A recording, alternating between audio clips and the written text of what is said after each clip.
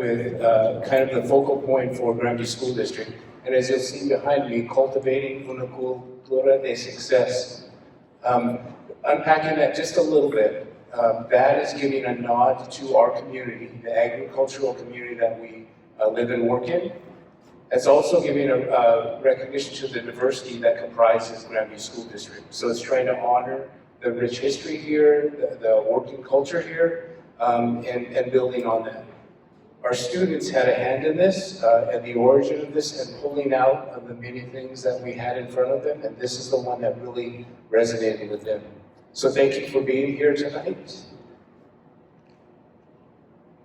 I want to recognize our board members, Dale Ferguson, our board chair, Scott McKinney in the back there, Dan Hall, and Andrea Ortega, and Chuck Stegman is probably joining us virtually, or he's in Arizona, but he's here with us. Also, Cas Ortega from the city of Grandview, our Levy Committee Chair, Tim Crow. Why are we here? I think this illustrates why we are here. We are here to serve children. It's an honor and a privilege to be here on behalf of the 3,500 plus children of Grandview School District that cross our thresholds daily. It's a privilege and an honor to serve them. And so we're here to elevate their needs, the way that we support them, to provide them with a solid education. I want to make sure that we're grounded in that. We've had a lot of successes in working with our children. Most recently, our graduation rate is up around 97.6%, which is pretty impressive. If we take a look at math across our system, we've seen gains over the last 4, 5, 6 years that are pretty remarkable. We've got a keen eye on literacy and doing the same with literacy. Also with our employees, there's an increase in retention rates here because we're working on creating a culture that welcomes all. This evening we have some help here. You have the agenda in front of you. My colleague Jose Rivera, Assistant Superintendent of Teaching and Learning, is going to talk about what is a levy, and starting with factual information about what a levy is. Brad Shreve, Assistant Superintendent of Finance and Operations, is going to break it down for us to tell us how much this levy will cost. And then finally, closing this evening is Tim Groh, our Levy Committee Chair, and he's going to talk about what our levy funds. So with that, thank you again for being here, and I'm going to hand it over to Jose Rivera.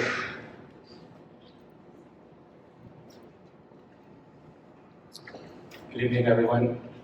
Like Mr. Straw mentioned, my name is Jose Rivera. I'm the Assistant Superintendent for Teaching and Learning here in the Grandview School District.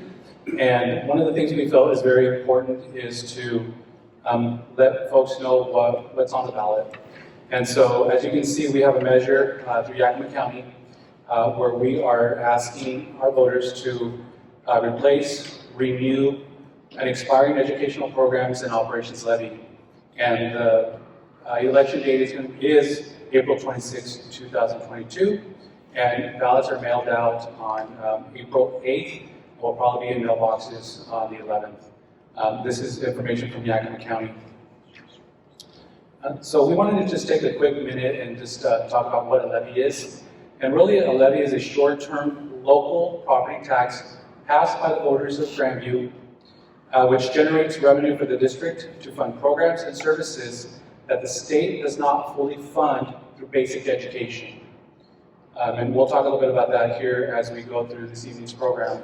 What defines basic education and what levy dollars do here in Grandview and in all the districts in the state of Washington.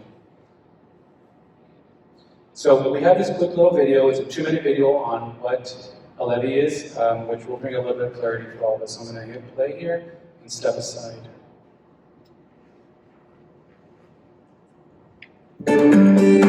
Money for school programs and buildings doesn't grow on trees.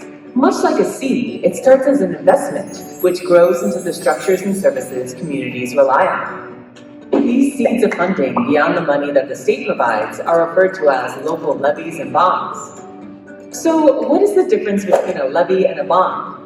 A simple way to remember the difference is that levies are for learning and bonds are for building. Bonds only pay for capital projects such as new construction or modernization of older buildings. Much like an old-growth forest, bonds financing stretches over long periods of time, usually 20 years. Bonds are sold to investors who are repaid with interest over time from property tax collections. A levy is a property tax that collects an approved dollar amount over a much shorter 2 to 6 year span and comes in several garden varieties. Levies allow districts to provide more services than the state's basic education funding allows. Levies grow things like teachers for smaller classes, counselors or nurses, student activities and sports, or preschool programs. Levies may also sprout improvements such as technology, building security, and minor renovation projects, or pay for new buses. Districts can also ask voters to approve a replacement levy, meaning they are renewing an expiring levy so the same services can continue to thrive. Another key difference between bonds and levies is how they are approved. While levies only require a simple majority to pass, bonds require a supermajority. Whether it is a levy or a bond, your district will outline exactly what the ballot measure would pay for and what the estimated tax impact would be if approved. You can obtain this information from your local school district office. With local support, your school district can provide the education kids need to grow and thrive.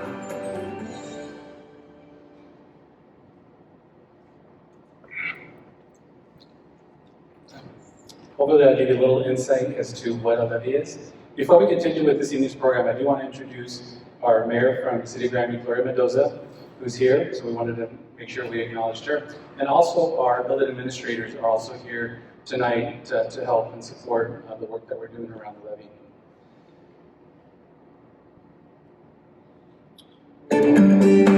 Money for school programs and buildings doesn't grow on trees. I want to watch that again. Let's see if I can enter. Here we go. So just, once again, just to reiterate, levies help and support programs in schools that, again, basic ed would not cover. So basically, it's a community raising money for all these activities that are mentioned in the video, and we'll discuss them a little bit more in depth. And then also just want to recognize that there's a difference between local dollars, what the citizens of Grandview raise, if you will, and then what the state provides in terms of funding based on a prototypical school model that the state uses to allocate resources to each and every district in the state of Washington. And also just want to reemphasize that this is not a new tax, not a new levy. We are currently paying on a levy, and we're just going to continue or renew our levy here in Grandview. And so that's what we're asking our voters to approve. So why is the levy fund needed? So these are programs that our students need to be successful. We know that when students are involved in sports, extracurricular activities, they're in a healthy, safe environment, students learn more. They'll learn deeper when all of these services are provided for them. And so that's why we feel that's very important that we pass this levy here in April. So then, of course, the question is, well, how much does it cost? And for that, I'm going to turn it over to my esteemed colleague, Mr. Bradford Shreve, who's going to talk about what it costs to run a levy. Thank you, Mr. Rivera. Good evening, and thank you for coming out tonight. I know you're giving up your time to listen to what this levy is about, what it's going to fund, and so when I say fund, let me get into it right away. And so what does the levy cost? Well, the cost currently is $1.67 per thousand. $1,000 of assessed value is what that refers to. Moving forward, we're proposing to be $1.64. So it'll actually be a reduction in tax by 3 cents per thousand. And the $1.64 will be level for all 4 years. So what does the levy cost when it comes down to it? What is the proposal?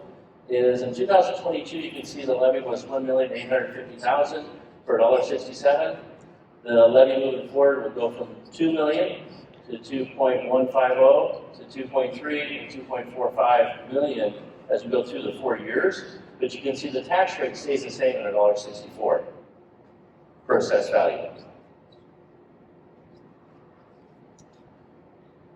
So what does it cost to a homeowner? If we look at a house, we use the 100,000 mark because from there you can multiply out the other costuming for your home. The $100,000, you can see it's $167 a year is what it is in 2022. In 2023 through 26, it will be $164. And you can look by looking at the chart up there what it is for a $200,000 home, a $300,000 and a $400,000 home, what it is annually. And you can see that the rates are going down from what they are in 2022. Moving forward, it'll be less in 2023 through 2026. So the other part is that the district receives, if we pass a levy, then we receive, for every dollar we raise in the local levy, we receive another $2 from the state. And so by showing the dollar bill up here, you can see that 33 cents would be local dollars collected, and 60 cents for every dollar you can see is coming from the state, an additional dollars from the state. If the levy does not pass, we do not receive these additional dollars from the state. So the levy must pass. The levy dollars stay locally, and so do the ones coming from the state, the match dollars, they call it equalization, stay within the district. And then here shows at the bottom, it's 2023, the levy would be $2 million. We'd receive another $4.2 million from the state, which is a little more than $2 per dollar. And then that's the state matching dollars. So the total between the levy and LEA is $6.2 million. And what is important about that is we have received the levy for years. The voters here in Grandview have always supported levies. And we received this LEA, levy equalization. And the reason we receive levy equalization is because we're a property poor district. So the state tries to equalize with those dollars through levy equalization. And if we have to make reductions, we'd have to reduce $6.2 million. Not just the levy amount of $2 million, the reduction to the district would require us to cut $6.2 million. So I have received a couple of questions. One of the questions happens to be, what about this new pandemic money the district is receiving, which is called the Elementary and Secondary School Emergency Relief Act, ESSER. So you hear me mention ESSER throughout here, that's what ESSER stands for. And yes, we did receive dollars. However, ESSER dollars are not ongoing funds. They will expire in a couple of years. They are one-time funds to cover expenses associated with the pandemic. So they have to be associated with the pandemic. They can't be just anything we do in the district. They cannot replace it. And that's what this third bullet's all about, is that the restrictions on ESSER, funds cannot be spent, for example, funds cannot be used for salary increases or other ongoing expenses. And I'll relate that back to the levy. The levy is for ongoing expenses we have within the district. So the ESSER dollars cannot backfill those dollars.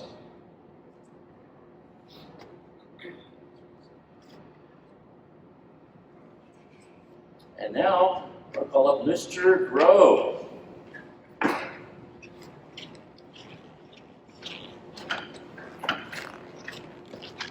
Thanks, Brad. So Brad just pointed out what's at risk. I'm the risk guy. What do we lose? He just told you that if we don't pass this levy, we're going to be minus about $6.2 million. Correct me if I'm wrong, when I served on the school board, about 75% of our budget at Grandview is in salary and wages. And that was 6 years ago. So it might even be higher than that now.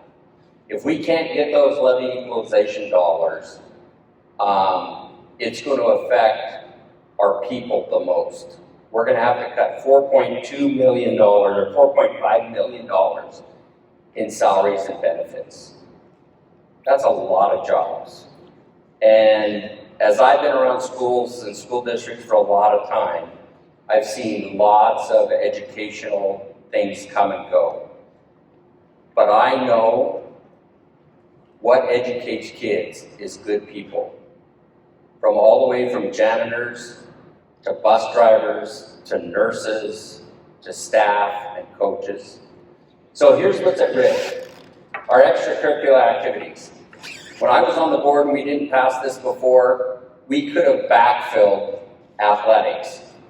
But now under the new rules, McCleary Act, there will be no sports in Grandview without this levy. Drama, music, all the things that are those things for children to help benefit them, they'll be gone. Transportation to and from school outside of a mile radius. If we can't pass our levy, it means we'll be asking children to cross Highway 12 from over by Wilson Highway, because they'll have to walk to school because we can't afford a bus. So these are the things that are at risk. And I just feel like we need to really think about it. I know that the general public thinks a lot about levies as taxes. But I was talking to Brad, I look at it as an investment. It's an investment in our future employees that we're going to hire in the district or around town. It's people that are going to be paying my Social Security.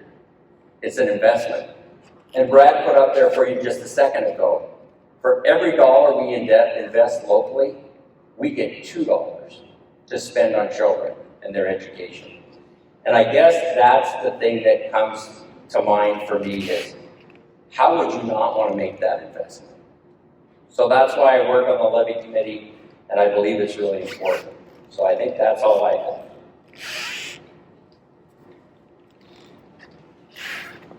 Thank you, Tim. So what we're going to do is we're going to have small group discussions around any questions or around any of the information that was presented, or if you had any wonderings around any questions based on the information that was presented. So we're just going to actually open it up, just popcorn out any questions that anyone may have around the levy or any information that we presented.